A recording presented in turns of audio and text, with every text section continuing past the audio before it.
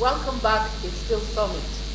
Joining us on the discussion this morning, we've already mentioned his name, Honorable Remy Azan, the spokesperson for the governor-elect Ogun State, Chief Doctor Dapo Abiodun. Mr. Remy. I'm not aware of the chief. No, you are the chief. Prince. Prince Doctor. You're welcome this morning. It's a pleasure. And once again, congratulations on the party's victory in Ogun State. Thank you very much, and victory can be very sweet. Very sweet. You can say that again. You are allowed to celebrate. I've seen it celebration already. Haven't you noticed the celebration? Yes, we're indeed very glad. And we rejoice with you. We've worked, so it's time to rest. Yeah, we But rejoice. then work just begins. We actually rejoice with you because we know it's been a lot of work in the last 6 months or thereabout. How did your principal, the governor-elect, Prince Dr. Dapo Abiodun, what was his mood when the result was announced? Naturally so. Victorious will always be joyous. So it was joyous. So many people around to celebrate with him. Those who are part of the victory train, those who are attracted by the victory, who are not originally part of it, but who naturally want to identify. Success has a lot of children. It's only failure that is an orphan. So he was joyous, he was glad, and of course he knew that that is what Providence has bestowed on him. Work is just about to begin. All right, a holistic view of the election in Ogun State. There wasn't really much said about mishaps during the election in Ogun State, but let's just have your feedback on the election. I think we will first want to appreciate God Almighty for intervening in our case with His own divine touch. That's because build up to that election, there were quite a lot of threats, utterances that were heating up the polity. We also have diatribes that were targeted at gladiators from different corners. It was more like hell was going to be let loose on election day. But then it was good that all of that happened to the election. It made our security agencies to be proactive rather than reactive. Proactive because they recognize even that Ogun State is a flashpoint in the southwest. They recognize areas within Ogun State where those crises are most likely to come from. And quite a lot of highly placed people in the security setting relocated practically to Ogun State to ensure that they keep the peace. And to a large extent, there was success in the handling of the peace, the security situation in Ogun State as far as the election is concerned. So in the area of peace, we give it to the security agencies, but we thank the Almighty God who also ensured that what they did worked. Because it was possible that they did the best they could, it still would not amount to anything. So the security agency, bravo. Beyond the issue of security, what about the other malpractices associated with the elections? Were there any such incidences? Did you going around I don't in your know ward? The kind of voter education that was done by the various political players. The fact that you are almost 100% in control of a polling booth is not sufficient a reason to desire that the entire ballot papers in that polling booth be exhausted just because you are in charge. Because INEC has so perfectly done it that it is only those that are accredited by the card reader. The number on it must be equal to the number of vote cards, whether valid or void, put together. Where you have one more than what the card reader captures, that renders the entire polling booth a nullity. So there are locations where there are some overvoting incidences. largely due to the inducement by political players and compromise by ad hoc staff of INEC, and at the end of the day, it counted for nothing. So each valid vote actually counted in Ogun State? In Ogun State, we can confidently say, to a large extent, with what all our agents reported, every valid vote truly counts. All right. Now, I know that prior to the election, there were lots of campaigns done. You probably visited all the wards in Ogun State. But what are the factors that actually won this election for APC? Quite a lot of them. The first thing that won the election for us is the goodwill of the party. The goodwill that the party... The goodwill of APC? Of the party, the APC. And of course, you know, in the entire Southwest, it is more of progressivism that reigns in our polity more than anything else. So the fact that the APC as a party has such level of goodwill is the baseline for what won this election. Take it to the next level. The person of our candidates also helped. Now, in talking of the goodwill of the party, in a location, for example, like the local government of origin of the APM candidate, our showing was not bad. 12,000 votes is not small. If we are to look at other factors, we shouldn't be having that kind of number of votes in the enemy's territory. But the party's goodwill accounted for all of that because the sentiment for an Ogun West governor was quite high in this election. So the person of our candidate being a success story in the private sector also helped. And we also must not forget the goodwill of all political gladiators in Ogun State, the big wig standing behind Prince Dr. Dapo Abiodun, our esteemed leader, Aremo Olusegun Oshoba, is in the forefront of those standing with him. We have so many ex-senators, ex-rep members, ex-assembly members who are standing, ex-speakers, ex-deputies, standing with Prince Dr. Abiodun. And at the very last stage, the immediate past governor, before the coming of Senator Ibikunle Amosun, Otunba Daniel, also came on board to lend his support, notwithstanding that he is of the PDP. He gave his support to Prince Dr. Abiodun. All those factors really counted. Then the latter realignment that took place within all the crisscrossing that happened as touching on where is the pendulum swinging and everybody wanting to be part of the victory also was a major factor ultimately. So it's a function of so many things. You know, Chief Benga Daniel also. Otunba Daniel. I think this chief is just so heavy in my mouth. Maybe you're hungry to become a chief. Maybe. You know, at the last minute, he also endorsed candidacy. The candidacy of the APC. It was even an alignment, An alignment, yes. So would you say that it's like you described, like people seeing where the pendulum was swinging and then wanting to identify that? The mileage for us as a party from what Otunba Daniel did is not small. Oh, it's not small at all because some days earlier you have the candidate of the PDP from another faction of the party who was rejected by the court, choosing to align with the Allied People's Movement, forgetting that his structure is made up of largely OGD followers.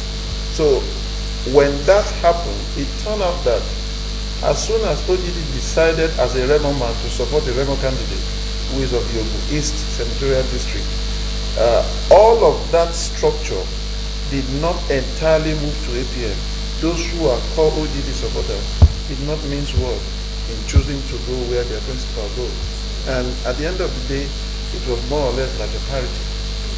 Okay, that actually brings to the fore. There's been this conspiracy thing, sort of, since 2003. In 2003, when OGD was actually coming, it was a kind of alliance between himself and the outgoing governor of the state, that's Amosun, to actually upstage Chief Osobade, Aremo Olusegun Osobade. Then in 2011, it was a team of sort of between Aremo Olusegun Osoba and Amosun, actually upstaged that's Otumba Bengadan in 2011 after his second term. In 2019, Aremo Olusegun Osoba and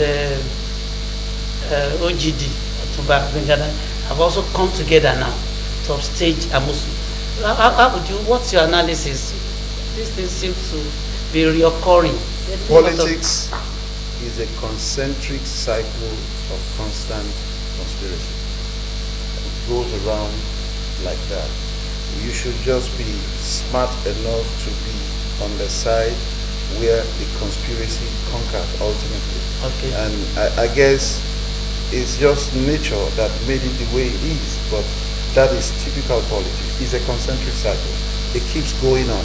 That's why they say what goes around comes around ultimately. So that may be coincidental, but in politics it should not be unexpected. A lot of people have ascribed so much influence to Chief Olusegun Osoba. Was it that he didn't play any role in the emergence of the leaders in Ogun State over time? I don't want to subscribe to that. The dynamics of the politics in Ogun State is never ever static. It's not predictable. But for those who have understanding, they will know that each category of leader has two levels of followers, a constant and a variable. There are those who are diehard, whatever happens to their leader, they stick with him. And there are those who will always want to come around when they see that it is through him that their bread will be better buttered. So that is essentially what it is. And when you have what it takes to influence things at a particular point in time, surely those behind you will be more in number than you ever say. So it's not static. It goes around. Okay, now, Jumoke, just a minute. In this election, the one that held 2 days ago, you certainly had strong votes. Areas that you felt you should have maybe a majority vote. But there are surprises. But did you have any surprises? Our projections were not too different from what played out. But like I mentioned, the last minute alliance between the APM and a faction of the PDP almost altered the entire equation. But then some of the other realignment we got in our favor too was able to pay whatever deficit that was to bring. But chief among what helped us was the way the people from Ogun East trooped out in their numbers to vote massively for the APC. For their son. For the APC. For yes, the APC. No doubt about that. Because Mr. Abiodun is from Ogun East, and he got all the support he needed. So the deficits that were coming... What would you say was the percentage of what he got? I mean, in from what we had in Ogun East, it couldn't have been less than 60 to 70%. I don't have the actual figure, but what you will see is that in some cases it's 50% margin of defeat, and in some cases it's 100%, where the APM will be having 5,000, the APC will be having 10,000. Okay. Like double of whatever it is that they have. So Ogun East played a major role, and our people in Ogun Central did a lot to ensure that even the locations where deficit came, they were minimal, highly minimal. Leaving now Ogun West, which is the stronghold of the Ogun West contenders. Unfortunately, there are two from that axis. We had two in Ogun East. Okay, but our people chose to put their egg in one basket and watch it. But in Ogun West, it turned out that the two candidates gave a good account of themselves in Ogun West. That helped us too, because if it had been one person, we probably would not be saying what we're saying now. All right, still talking about this victory. Let's look at this other factor. We'll be able to clarify if it actually played any role in this victory. That's the issue of the vice president being from Ogun State. Did it really help in any way to ensure the victory? It went a long way. Not only is he from Ogun State, he campaigned in the 3 senatorial districts of Ogun State for the candidate of APC. He was in Ijebu, not once, not twice, not thrice. He was in Egbaland. He was also in the Ogun West senatorial district, campaigning for no other person than our candidate in the party. Besides, it was who assured our people that the panic button that they are pressing as touching on security threat should not be an issue, because whoever is threatening anything will not have a way to implement that, because the federal government is going to ensure that adequate security is provided, and that was done. And that encouraged a lot of voters turnout. Some people, it's miscalculated in certain quarters that the contest practically became the one between the vice president and the incumbent governor. It was a supremacy thing. Would you allow the vice president to lose election in his home state? I would rather not color it that way, because that will amount to making a caricature of the whole process. Okay. Because if it is now a battle between the vice president and the governor, the integrity of the process is now put in a kind of deficit. I would rather say the vice president chose to be a loyal party man. A loyal party. And in doing that, he went all out to ensure that his party wins by doing the needful within the ambit of the law. If in the course of doing that it is seen or viewed by anybody as a clash of titans between the governor and the vice president, that's rather unfortunate. At the end of the day, the man, a vice president, our illustrious son, wanted his party to win. He did everything for his party to win, and his party won.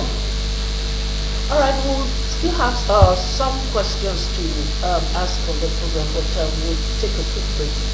All right, please stay with us. We'll be back shortly.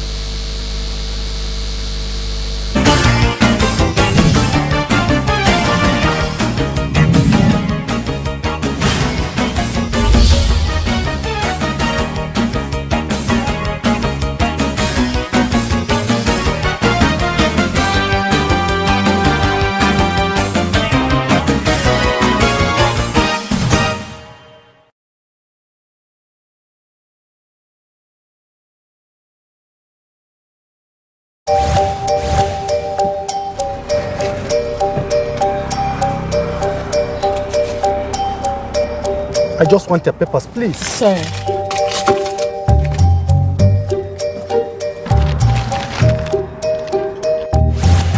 Salary don't enter. Yes, so. And Monday never even reach it. Na salary plenty, oh. No wonder I no gree collect Roger from my hand. Shut up, sir.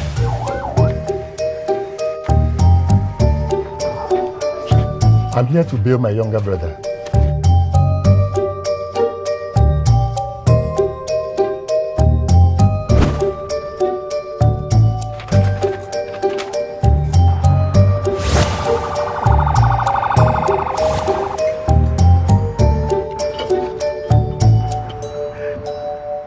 If it happen. With good laws, Proper funding. Training. and cooperation. If it happen.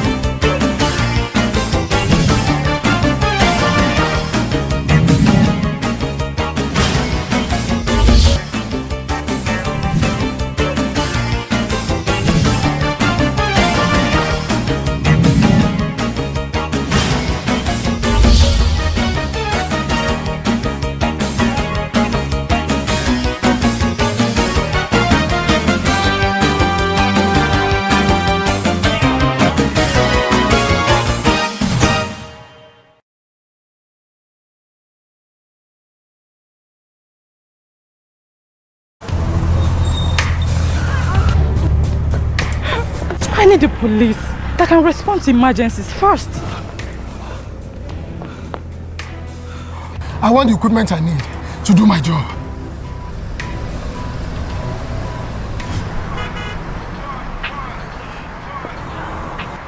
I want a police that won't harass or arrest me for no just reason.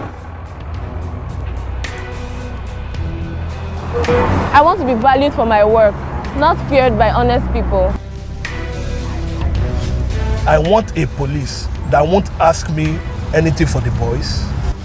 I want a decent salary that is paid on time. If it happen with good laws, Proper funding, Training. And cooperation. if it happen, If it happens. If it happen. Oh yes, you're welcome back. It's still Summit. Our guest is here, spokesperson for the governor-elect in Ogun State, Prince Dr. Abiodun. Jumoke, you welcome. Yes, now that the victory is assured, and typical of Nigerians, the euphoria will soon wane, and the people begin to ask questions on where are we going, what are you really going to do, how are you going to hit the ground running. Now I want you to share with us the roadmap agenda to development in Ogun State. Thank you very much. In a matter of 2 weeks, towards the last week of this month, we'll be putting together the transition committee. We'll bring up the program of the governor-elect vis-a-vis the manifesto of the party, and draw a work plan and a roadmap to ensuring that promises made, parties target set, and every other vision or visioned agenda are properly outlined, so that the timing for their target implementation can be put in proper perspective vis-a-vis what is the reality in government. And when I talk about reality in government, is the reality of funding and exposure. Do we have money? Yes, if we do, how much indebtedness do we have that will give us surplus funds to embark on all these laudable projects? So that if it is not going to be as easy as we envisage, what plan B do we have? All these will happen in the course of bringing the transition committee to work. We want to hit the ground running. And quite a number of us involved in this project. We don't want anything that will compromise the integrity that we put on the line, sticking our neck out for our candidate who has emerged as the governor-elect of Ogun State. And I'm sure stakeholders are also interested in the success of this administration that is to come. Now, we're through with elections, and we're actually focusing on governance in the next 2-3 months. Part of the issues during the campaign was the fact that the opposition was saying that it actually fielded that particular candidate because it's been part of government, and it's kind of going to be continuity from one person to another. Somebody's been part of government. Can you say that of Prince Dr. Abiodun? What are they? What are it is bringing onto the table? Address that so that you will have an understanding. Whoever comes into government, notwithstanding, government itself is a continuum. It doesn't matter who comes in. Now, that someone is a part of a government and that the person will continue with the agenda setting of the previous administration, that may be a valid point if the other person that also wants the same thing does not have a better idea on how to do things that are already been done right, better, that are already been done wrong, right, that are not done at all but that requires to be done. So it is not about the involvement of the person in the process. It is about the ability of that person to translate to success the initiative of that person in the position that he seeks to occupy. And if my principal, our governor-elect, has been a success story in his private sector business. How much more having the privilege of being in government and working with quite a number of us who have been in this same government for quite a number of time. So that other person who claims to have been in government is not going to work alone, he's going to work with people. So if Prince Abiodun, Dr. Dapo Abiodun is going to work with people too, and is going to work with the best of the best, then you can be sure that success is the only thing that we can envisage that will come out of this. It doesn't matter who comes on board. Government itself is a continuum, and you continue from where the last person started. Okay, still along that line, let me compare with what actually occurred in Lagos State. The margin was something else. In Lagos State, the margin was over 500,000, 523 or thereabout. In Ogun State, you had a margin of 19,241,000, then 222, a difference of 19. Though we cannot say it's very close, 19,000 is a lot of votes.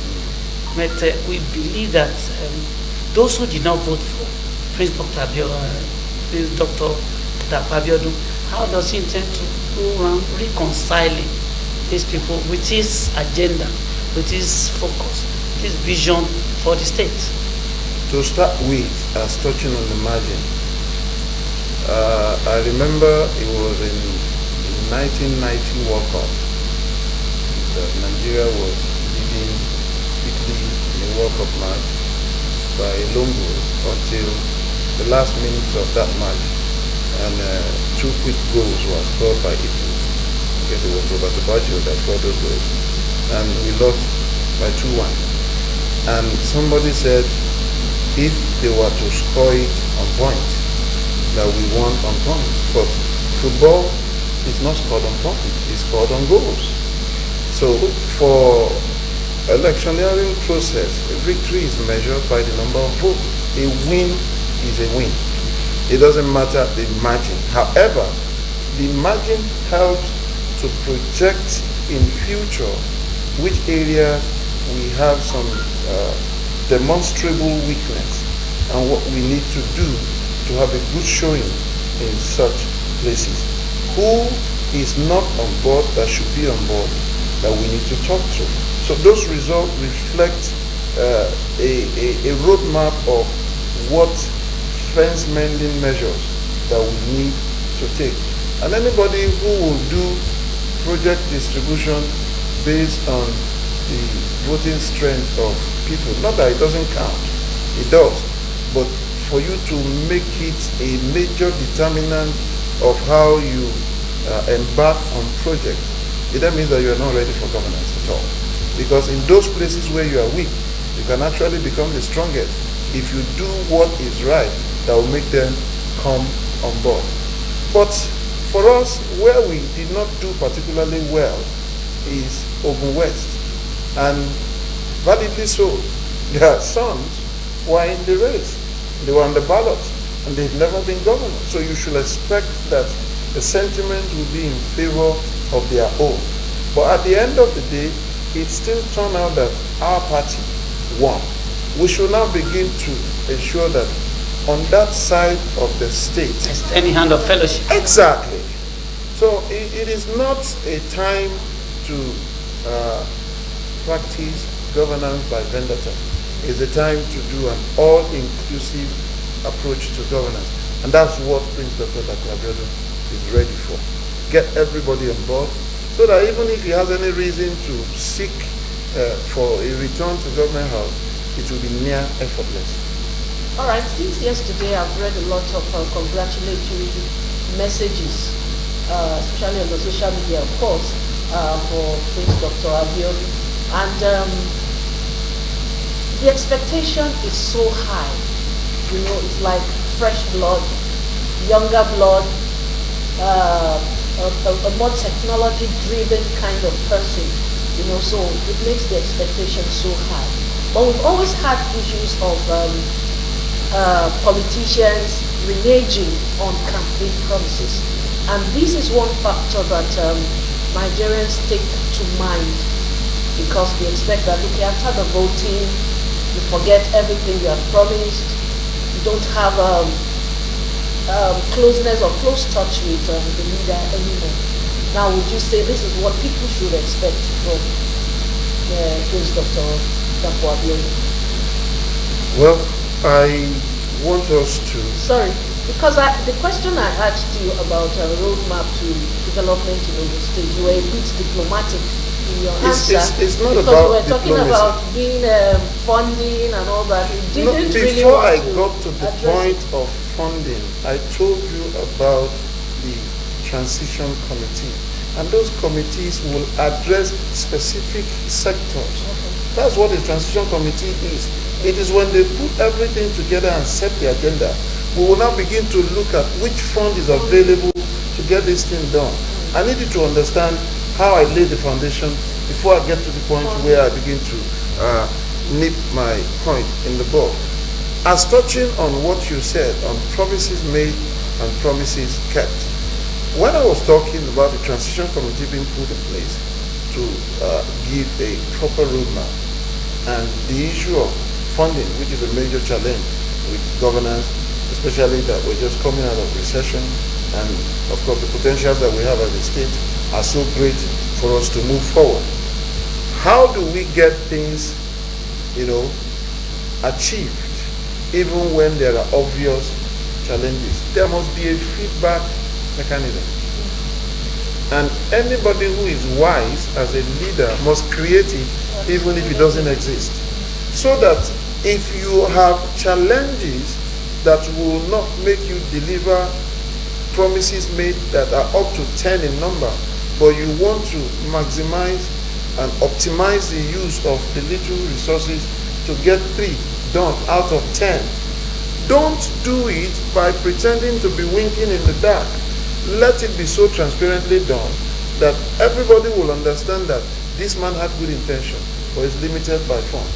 So that much is the approach that this government is going to, tow after.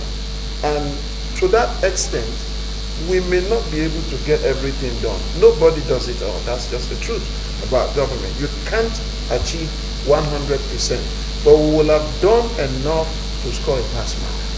Now, how do you rate this transition? Is it an APM to APC or APC to APC? I'm asking this question because so many projects were actually embarked upon by the outgoing governor, that's his administration. And many of them lie 50% completion. Do you see Prince Dr. Abiodun continue with this project? Or is it like what we see all over the place, where projects are abandoned because the incumbent government is not the one that actually initiated or started it or funded it at the beginning? So how does it tend to, what do you think? All right, your question about whether it is APM that is handing over to APC. In governance, it is the face, not the partisanship behind it. Governor Daniel handed over to Governor Musu. Governor Musu will hand over to Prince Dr. Dapo Abiodun. So it is not about the party they belong to. It's about the individual handing over to the next occupier of the seat of power. The party affiliation is secondary. That one is more to do with the kind of patronage that people get in governance. Now, as touching on projects, I have mentioned it here before in the course of our various interface with you, precious colleagues in the fourth estate of the real and the media, that what my principal, the governor-elect of Ogun State, said is no project will be abandoned. No project will be abandoned, because abandoning it is joining in the wastage of the scarce resources of Ogun State. That's our patrimony. We can't afford to do that. However, a proviso was added. Such projects may be the priority of this particular government. It may not enjoy such level of priority because there are other areas of need begging for attention. And depending on what we consider a priority, funds will also be directed in those places. So the pace at which some projects are ongoing at this time may not necessarily be the same things that they will go on, but they will get attention. If a road is 10 kilometers, for example, and this government has done 7, if it is 1 kilometer that we can add in a matter of 6 months, and another one in 6 months, depending on the available funds that we are prioritizing the way we deploy, in a matter of 1.5 to 2 years, the job is done. I'm sure you get a lot of support base from Alago, Lagos axis here. Alago, Akute, and all Such, that. for example, should be our priority. Yes, because where that so is many a high bridges tax-paying heaven for the state. If we get the infrastructure that was started by this administration in that neighborhood completed early, we have every moral ground as a government to go there and get more internally generated revenue from dwellers around there. So, like I said, we will prioritize so that when we deploy resources to locations that can bring in more funds, we use those funds to touch the areas that are almost zero in terms of their contribution to what comes into the common purse. All right, now before we end the program this morning, let's talk about the House of Assembly elections. How many won the seat that State Well, House of Assembly? Ogun State House of Assembly is a parliament of 26 members, and our party won 16 out of the 26. I think the Allied People's Movement won about 6 or 7. I'm not sure. PDP has 1, and I guess the ADC, the party of Boyega Notary Isiaka, won 2 as well. But with what has played out about numbers, conveniently, without any alliance, our party can produce the speaker and the leadership of the House. But then we understand that there are certain businesses of the House that require absolute majority. Simple majority is 14. Absolute majority is 18, 2/3 of the chamber.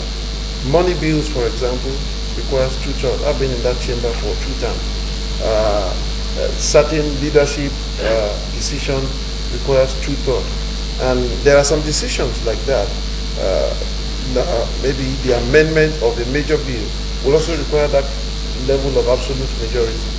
It will now need some bit of horse trading with those on the other side. So we cannot still completely pretend as if we can't work with them. So the leadership that will take over the House when it is put in place will be properly schooled on how to extend hand across the aisle to bring those on the other side on board so that they can work together and we have a peaceful deliberation within the hallowed chamber. All right, okay. so we don't have time. Excuse me. One thing, very urgent thing that you think, well, the very first thing you think President Abiodun will do when he gets to the office? Local government autonomy. Local government autonomy. Straight away. That one does not require any big deal. It's just to decide and say, henceforth, give local government their money to administer. It's as simple as that. Okay, and inclusive government too? We've said that in the course of this discussion, so needless mentioning that again. All right, thank you so much for being a part of the program. And I won't go without appreciating Nigerians of Ogun State for hearing us out, giving us the opportunity to serve you by trooping out in your numbers to vote Prince Dr. Dapo Abiodun, particularly the All Progressive Congress, into power. Thank you. We can only assure you that we will not take this privilege for granted. Very soon you will begin to see results that you have not made a mistake by giving us the opportunity to serve you. That was a very good one from the spokesperson. Governor, you can see how people over time from spokesperson, gubernatorial candidate, spokesperson to governor-elect. Congratulations once again. We wish you the very best in the next 4 years.